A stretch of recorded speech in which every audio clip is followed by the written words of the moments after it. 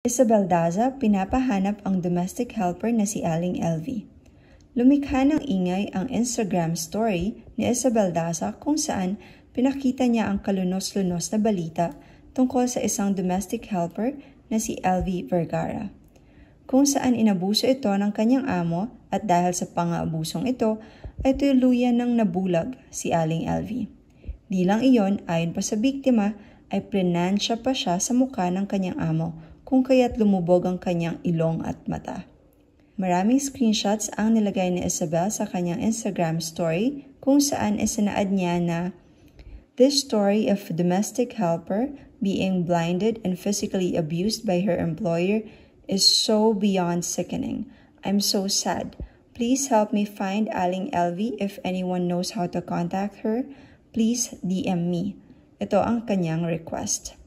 Sumunod dito ay nagbukas din ng fundraising campaign si Isabel Daza para kay Aling LV, kung saan pwedeng mag-donate ang mga netizens.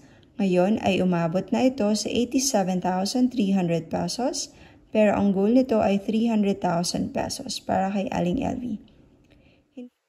Hindi po ako konektado sa kanila, pero kung gusto niyo pong mag-donate, ilalagay ko po ang link ng fundraising campaign na ito sa description box. Maraming salamat po.